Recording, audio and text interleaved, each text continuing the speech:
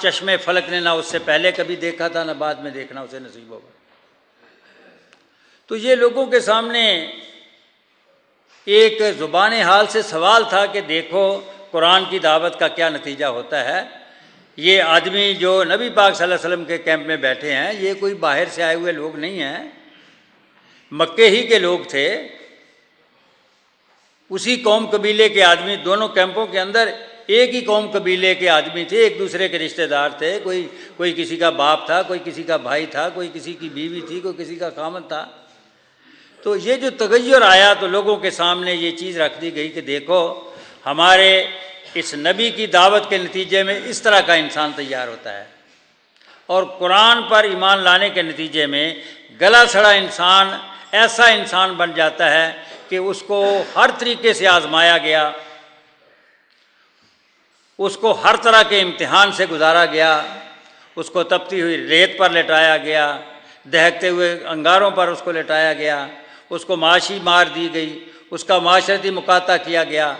اس کو فزیکلی مارا پیٹا گیا،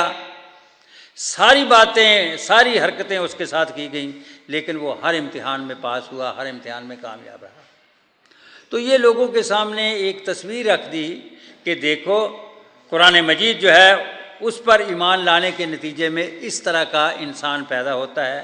قرآن مجید کا انسان مطلوب یہ ہے جو آدمی اس کیمپ سے اٹھ کر اس کیمپ میں آ جائے، ہمارے اس نبی کی دعوت کو قبول کر لے، قرآن کے مطابق اپنے آپ کو بدلنے کے لیے تیار ہو جائے، تو پھر اللہ کی توفیق سے وہ اس طرح کا انسان بن جاتا ہے۔ تو جب لوگوں نے اپنی آنکھوں کے سامنے یہ نتیجہ دیکھا تو وہی بات کہ درخت اپنے پھل سے پہچانا جاتا ہے، جب لوگوں کو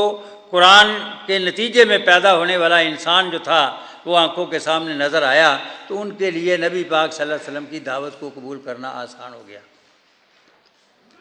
تو ان تمہیدی گزارشات کو سامنے رکھتے ہوئے ہم یہاں ان آیات کا مطالعہ کریں گے جن کا میں نے ابھی آپ کے سامنے ذکر کیا۔ فرمایا وَعِبَادُ الرَّحْمَنِ الَّذِينَ يَمْشُونَ عَلَى الْأَرْضِ هَوْنًا، کہ خدا کے خاص الخاص بندے وہ ہیں جو زمین پر نرم چال چلتے ہیں۔ یہ ان کی سب سے پہلی پہچان بتائی کہ ان کے اندر کوئی تکبر نہیں ہے، وہ اپنے آپ کو کوئی بڑی چیز نہیں سمجھتے۔ تکبر جو ہے وہ شیطانی صفت ہے، اور جس کے اندر یہ صفت پائی جائے اس کے اندر پھر کوئی اچھی صفت پرورش نہیں پا سکتی۔ تو فرمایا کہ خدا کے خاص الخاص بندوں کی سب سے پہلی صفت یہ ہے کہ ان کے اندر تکبر نہیں ہے، ان کے اندر کوئی زوم، کوئی ادعا اپنے آپ کو بڑا سمجھنے کا نہیں ہے، ان کی میں موٹی نہیں ہے، وہ اپنے آپ کو ایک عام نارمل انسان سمجھتے ہیں، اپنے آپ کو کوئی ما فوق الفطرت انسان نہیں سمجھتے۔ دعوت کو قبول کرنے کے نتیجے میں ان کے اندر کوئی تقوی کا، اپنے اخلاق کی برتری کا کوئی کبر پیدا نہیں ہوتا، اور یہ چیز ان کی چال سے آپ دیکھ سکتے ہیں کہ ایک آدمی چلتا ہے تو اس کی چال جو ہے وہ اس کے باطن کی انڈیکیٹر ہوتی ہے۔ ایک آدمی کے باطن کا اور ظاہر کا آپس میں بڑا تعلق ہے، لہذا جو آدمی ظاہراً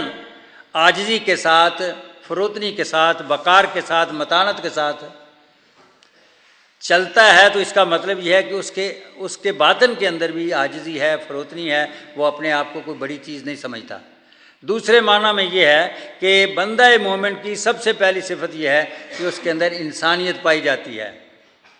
وہ اپنے آپ کو بھی نارمل انسان سمجھتا ہے اور دوسروں کو بھی انسان سمجھتا ہے۔ اور یہ جو بات کی چال کی، تو سچی بات یہ ہے کہ چال بھی آدمی کے اندر کی کیفیت کا اظہار کرتی ہے۔ ایک متکبر آدمی کی چال اور طرح کی ہوگی، ایک دہشت گرد کی چال اور طرح کی ہوگی، ایک خدا ترس آدمی، متقی پرہیزگار آدمی کی چال اور طرح کی ہوگی۔ تو لہٰذا سب سے پہلی بندہ مومن کی صفت یہ ہے کہ وہ ایک نارمل انسان ہے، دوسروں کو بھی انسان سمجھتا ہے، کوئی تکبر، گھمنڈ، غرور والی بات اس کے ذہن میں نہیں ہے، اور یہ چیز اس کی چال سے نمایاں ہوتی ہے کہ یہ کوئی عام آدمی ہے، کہ یہ کوئی اپنے آپ کو بڑی چیز سمجھنے والا آدمی نہیں ہے۔ اور اس کے لیے بندے کو کوئی کوشش کر کے عاجزی اور فروتنی کا اظہار کرنے کی ضرورت نہیں ہے۔ نمائشی چال مراد نہیں ہے یہاں۔ اگر کوئی آدمی اپنے تقوی کی، اپنی خدا ترسی کی، اپنی عاجزی فروتنی کی صفات کا اظہار کرنے کے لیے کوشش کر کے اس طرح کی چال چلتا ہے تو اس کو پسند نہیں کیا گیا۔ حضرت عمر رضی اللہ تعالیٰ عنہ نے ایک آدمی کو دیکھا کہ بڑا اس طرح سے عاجزی اور فروتنی اور بالکل مریل قسم کی چال چل رہا ہے، تو اس کو پوچھا، روک کے پوچھا کہ کیا تم بیمار ہو، تمہاری طبیعت خراب ہے؟ اس نے کہا جی نہیں، بس ذرا عاجزی سے چل رہا ہوں۔ تو انہوں نے کوڑا پکڑ کر اس کو دھمکایا کہ اپنی نارمل چال چلو، تقوی کے لیے، تقوی کے اظہار کے لیے کوئی کوشش کرنے کی ضرورت نہیں ہے۔ اگر آدمی کے اندر کوئی چیز ہو تو اس کا اظہار قدرتی طور پر اس کے نارمل رویے سے ہو جاتا ہے، اس کے لیے اس کو کوئی مصنوعی کوشش کرنے کی ضرورت نہیں ہے۔ تو بندہ مومن کی سب سے پہلی صفت یہ ہے کہ وہ اپنے اندر انسانیت کا جوہر رکھتا ہے، اور یہ جو انسانیت کا جوہر رکھنے والی بات ہے کہ انسان اپنے آپ کو انسان سمجھتا ہے، سچی بات یہ ہے یہی تو انسان کی اصل صفت ہے۔ ہمارا دین تو ہے ہی دین فطرت، دین انسانیت، اور نبی پاک صلی اللہ علیہ وسلم کے بارے میں ہمارا یہی عقیدہ ہے کہ وہ انسان کامل تھے۔ جو آدمی جتنا زیادہ کتاب و سنت کے مطابق زندگی گزارے گا اتنا ہی وہ بہتر طریقے کا انسان ہوگا، اور نبی پاک صلی اللہ علیہ وسلم بعد از خدا بزرگ تو یہ قصہ مختصر کامل ترین انسان تھے۔ تو لہٰذا انسان کو سب سے پہلے انسان ہونا چاہیے، یہ اس کی صفت ہے۔ مومن ہونا، متقی ہونا، محسن ہونا، بزرگ ہونا یہ بعد کی بات ہے، انسان پہلے انسان تو ہو، وہ انسانوں کی سی چال تو چلے، وہ اپنے آپ کو انسان سمجھے، اپنے آپ کو بڑی چیز نہ سمجھے۔ تو لہٰذا بندہ مومن کی سب سے پہلی صفت یہ ہے کہ وہ اپنے آپ کو انسان سمجھتا ہے، اس کے اندر انسانیت کی صفت پائی جاتی ہے۔ اور سچی بات یہ ہے کہ یہ جو انسان کا انسان اپنے آپ کو سمجھنے والی بات ہے، یہی انسانیت کی ابتدا ہے اور یہی اس کی انتہا ہے۔ دور جدید میں انسان نے بڑی ترقیاں کی ہیں، بڑی ایجادات کی ہیں، انسان کہیں سے کہیں پہنچ گیا ہے، وہ پرندے کی طرح ہوا میں اڑ سکتا ہے،